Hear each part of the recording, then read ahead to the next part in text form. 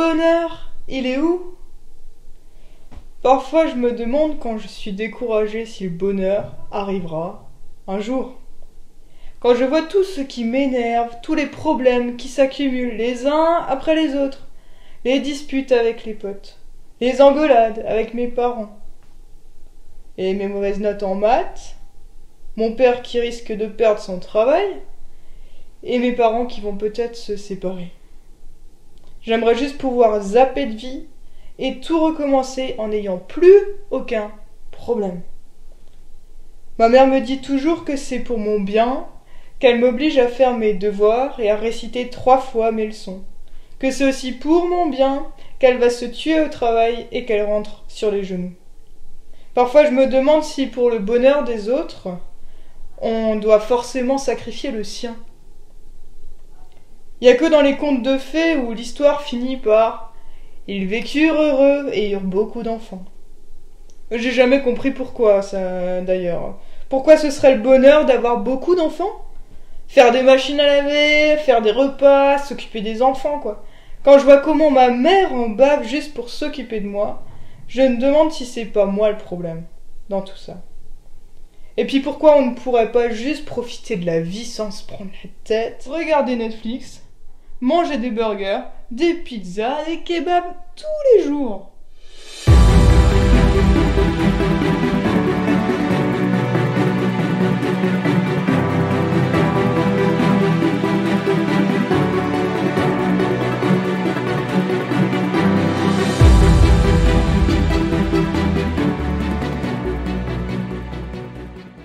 Il est où le bonheur? Et si l'on était toujours à la recherche du bonheur? Mais le bonheur, c'est quoi? Est-ce que c'est la satisfaction, la joie, le plaisir? La satisfaction d'avoir l'impression d'avoir réussi sa vie, en ayant gagné des concours, en étant le meilleur de la classe, en étant un modèle pour ma petite sœur, ou en ayant obtenu de mes parents le dernier iPhone? Ou bien la joie de rire avec mes amis? La joie de retrouver mon chat en rentrant d'une journée de cours, la joie de jouer au foot ou au ping-pong avec mes cousins et cousines. Ou bien le plaisir de pouvoir faire ce que je veux sans aucun effort. Le plaisir de ne plus penser à rien. Le plaisir de n'avoir à penser qu'à soi. Le plaisir de se faire une soirée série télé. Mais est-ce vraiment ça, le bonheur? Le bonheur serait bien simple si pour tout le monde, il suffisait de se concentrer sur soi, de manger nos plats préférés et de regarder des séries télé. Mais cela ne suffit pas. Car souvent nous fuyons simplement la réalité avec ces petites astuces pour calmer nos peurs et nos frustrations. Et nos peurs et nos frustrations sont bien souvent liées à la vie de ceux qui nous entourent, ceux que nous fréquentons tous les jours, au collège ou au club de sport, mais aussi et surtout de nos proches. Nous avons peur pour nos proches, peur qu'ils soient tristes ou en danger, et nous sommes frustrés de la place que nous souhaiterions avoir et que nous avons l'impression qu'ils ne nous donnent pas forcément. Ayant l'impression d'être laissés de côté, trahis ou oubliés. Et si le bonheur c'était de pouvoir dire non à la peur et à la colère? Mais comment faire? En se coupant du monde, en ne s'attachant à personne et ne vivant que pour soi? C'est bien ce que Mando voulait faire en tant que chasseur de primes, mais cela n'était plus possible quand bébé Yoda est arrivé, et pour lequel il a eu sans le vouloir beaucoup d'affection pour lui. Le bonheur n'est pas dans la maîtrise de nos sentiments ou l'absence d'émotions.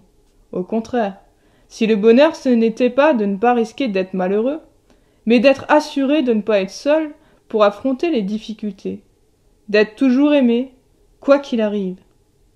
Jésus a dit un jour sur une montagne des choses étranges.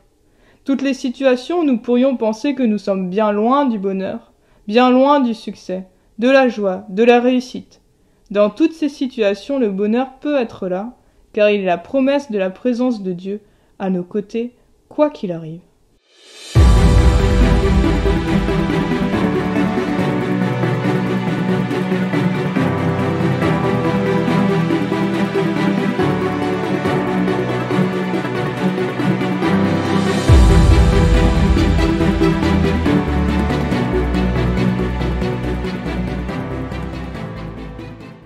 Heureux ceux qui reconnaissent leur pauvreté spirituelle, car le royaume des cieux leur appartient.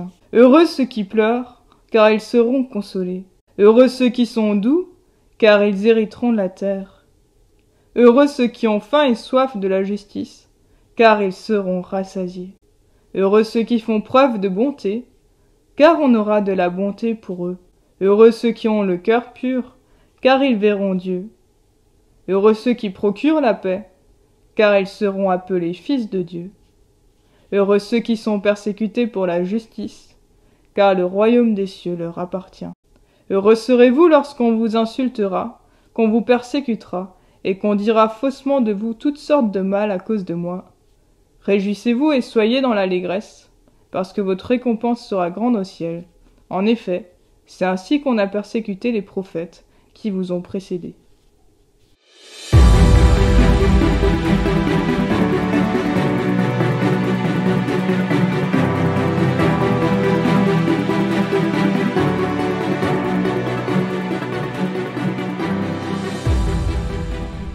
Alors je vous propose, pour regarder un bon petit film tranquillement sous la couette, Le fabuleux destin d'Amélie Poulain.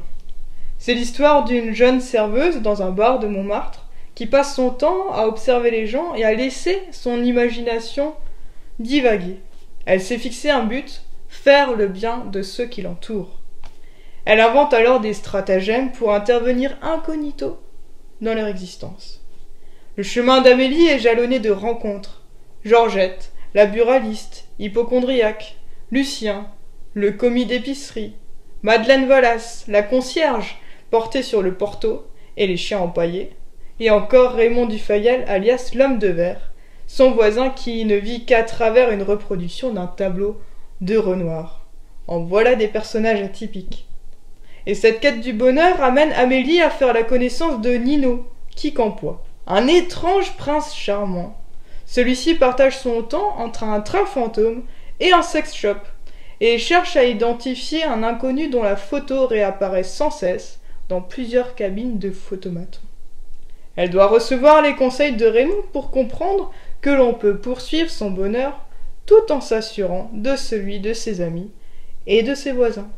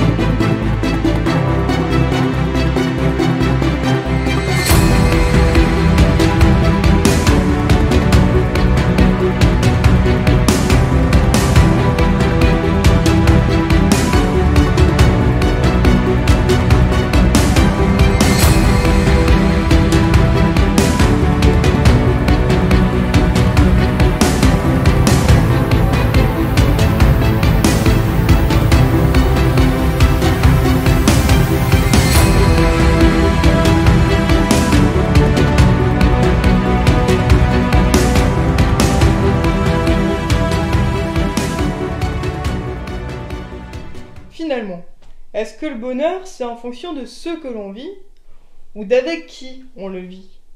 Dans le message de Jésus, nous comprenons que c'est déjà ici et maintenant, dans ce que nous vivons, que nous pouvons l'être si nous vivons sereinement avec et pour les autres les problèmes qui se posent à nous. Jésus ne dit pas que l'on peut seulement être heureux une fois mort, que le temps sur terre est un mauvais moment à passer avant d'être béatifié et donc rendu heureux littéralement, mais que ce que nous vivons déjà maintenant, nous pouvons le vivre avec les forces de la foi, de l'espérance et de l'amour. Ces forces qui nous sont promises, mais d'ores et déjà données. L'assurance de la présence de Dieu nous encourage à chanter joyeusement les paroles du psaume 23. Oui, toujours le bonheur et la grâce m'accompagneront devant sa face. L'Éternel est mon berger, de rien je ne manquerai. Oh mon âme, chante mon âme, pas à pas il me conduit, au bord des eaux calmes je le suis. Oh mon âme, chante mon âme, Oui, toujours le bonheur et la grâce m'accompagneront devant sa face. Dans sa présence, tellement de joie, tellement de joie. Et tant qu'il se trouve auprès de moi, aucun mal, mon âme, tu ne craindras. Et dans son temps, je reviendrai, je reviendrai. Yahweh, tu fais briller sur moi ton soleil. Yahweh, Yahweh, ta lumière chasse au loin les ténèbres. Yahweh, Yahweh, ta parole éclaire mon sentier. Yahweh,